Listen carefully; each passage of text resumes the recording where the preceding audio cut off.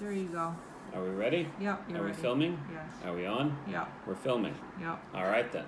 Here we are. As you can see, I'm in my lovely pandemic uniform of t-shirt and boxer shorts. I don't actually wear clothes. I haven't since, I don't know, probably since we got back from the former Soviet Republic of Georgia. I haven't had to wear pants. So here I am.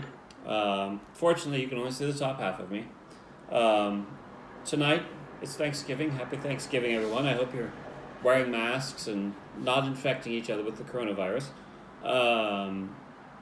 I invented a cocktail, I think. I'm sure somebody else has already come up with this idea. But I think it's really good, and if you are looking for something that is perhaps too drinkable, I've already had 2 of these. This is a really good drink. I wouldn't have more than 3 if I were you, because it's going to be a little sweet, because we are going to put port in our cocktail. In this case, this is a lovely Portuguese Dona Antonia, Old Tawny Port, 10 years old. I would go with a tawny. Don't use a ruby.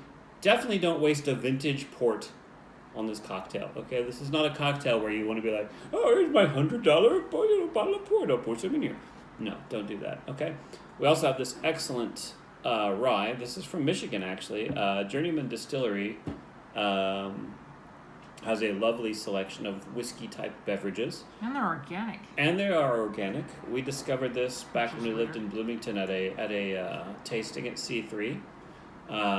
Really good stuff. Definitely, if you see Journeyman, it's good stuff. And this is an Amaro. This is Moletti from Italy.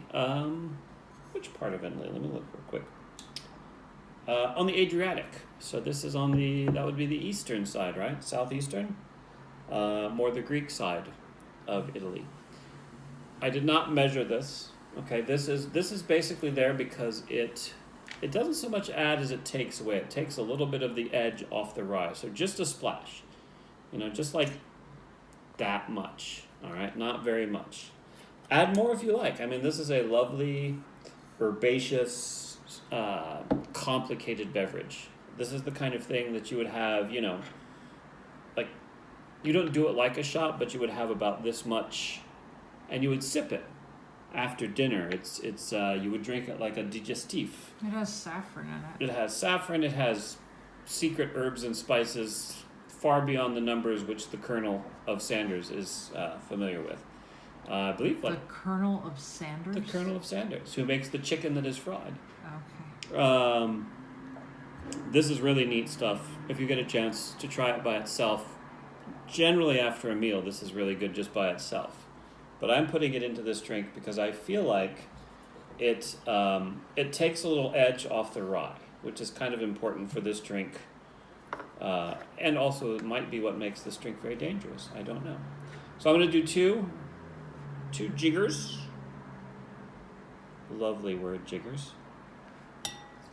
Eins. Und. Zwei. And a little bit for luck. And just a splash for luck. Oops, I spilled a little bit. Alright, out damn spot. There we go. Okay. Now this is tawny port, as I've said. Use a decent tawny port. Don't use like the most expensive port you can find. Like I said, do not waste your vintage port making a cocktail, okay? Vintage port is for drinking all by itself. Don't waste it. This is 10 years old, and it's really nice. I'm going to use 1 measure, okay?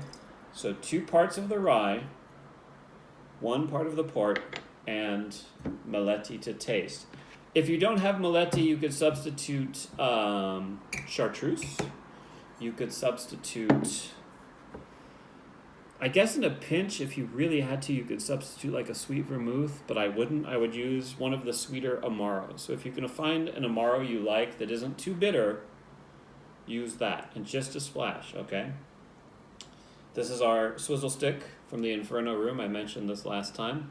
Lovely, lovely bar, tiki bar in Indianapolis. So if you're a Hoosier, or you're in the Hoosier state, and you're in Indianapolis, absolutely go visit the Inferno Room. Wonderful service, wonderful people, drinks that have sound effects. You really, really can't go wrong there. It's just a wonderful place. Can't recommend it enough. Give this a stir. Oh, so many smells, so many flavors. So what does it smell like? It smells like. I would love to say that it smells like Thanksgiving, but it does not. I do not smell turkey, and I do not smell cranberry, and I hate to say it, but I do not smell pumpkin. But I do smell spices, and a little hint of fruit, plummy, spicy. I think why I like this is for the same reason I think this drink is so dangerous. Much like a French 75, you do not really taste the alcohol in this, so be very careful, because you could easily drink, I could easily drink 5 of these and then not be able to stand up, because you just really don't taste the alcohol. The Moletti and the port sort of takes the heat out of the rye. So if you do make this and you like it, I'm going to stop at 3, I think. I mean, I might have 6 more, I don't know, but I'm going to try and stop at 3.